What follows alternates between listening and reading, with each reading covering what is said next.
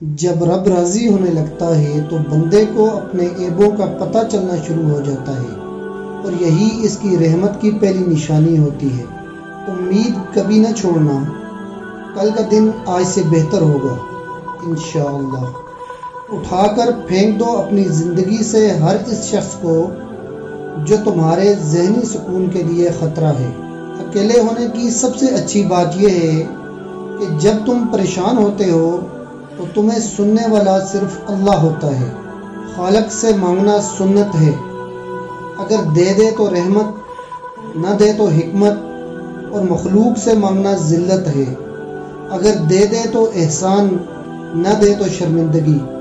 وقت سب کو ملتا ہے زندگی بدلنے کے لیے، مگر زندگی دوبارہ نہیں ملتی وقت کو بدلنے کے لیے۔ بات بات پر رونے والے بات بات پر ہنسنے لگ جائیں تو ان جیسا مضبوط کوئی نہیں ہوتا، اور نہ ہی انہیں کوئی ہرا سکتا ہے۔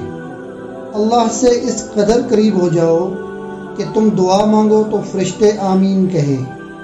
وہ جگہ چھوڑ دو جہاں تمہارے احساس اور تمہارے الفاظ کی قدر نہ ہو، پھر وہ چاہے وہ کسی کا گھر ہو یا کسی کا دل۔ دل جس بات پر ضد کرتا ہے اللہ اسی بات پر آزماتا ہے۔ وقت اچھا ہو یا برا گزر ہی جاتا ہے، مگر باتیں اور لوگ ہمیشہ یاد رہتے ہیں۔ اگر کسی کی تکلیف دے کر تمہیں تکلیف ہونے لگے تو سمجھ لینا تم اللہ کے بنائے ہوئے بہترین انسان ہو۔ منہ میں زبان تو سبھی رکھتے ہیں، مگر کمال وہ کرتے ہیں جو اسے سنبھال کر رکھتے ہیں۔ جو دو گے وہی لوٹ کر آئے گا، چاہے وہ عزت ہو یا دھوکہ۔ صبر کرنا اور قدر کرنا نصیب والوں کے حصے میں آتا ہے۔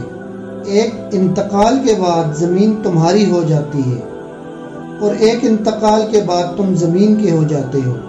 اس لیے زمین کے اوپر رہ کر اس کی قدر کرو، ورنہ وہ تم سے سخت حساب لے گی۔ جو انسان جتنا خاموش رہتا ہے وہ اپنی عزت کو اتنا ہی محفوظ رکھتا ہے۔ میں ایسے رشتوں کو نہیں مانتا جو دکھ درد میں سہارا دینے کے لیے تو غائب ہوں مگر تانے دینے کے لیے حاضر ہو جائیں۔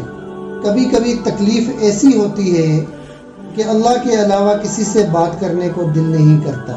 منزل پر پہنچنا ہو تو کانٹوں سے کبھی مت گھبرانا، کیونکہ کانٹے قدموں کی رفتار بڑھا دیتے ہیں۔ دنیا والے چہرے اور مال دیکھتے ہیں، جبکہ عرش والا دل اور اعمال دیکھتا ہے۔ جب انسان بالکل خاموش ہو جائے اور اپنے حق کے لیے بھی نہ بولے تو سمجھ لو کہ وہ اپنے اندر بہت کچھ دفن کر چکا ہے۔ تعلق میں دوسرے سے اپنے جیسے ہونے کی توقع نہ رکھو، کیونکہ تم کسی کا سیدھا ہاتھ اپنے سیدھے ہاتھ میں نہیں پکڑ سکتے۔ زندگی اس اذان سے شروع ہوتی ہے جس کے بعد نماز نہیں ہوتی، اور ایسی نماز پر ختم ہوتی ہے جس سے پہلے اذان نہیں ہوتی۔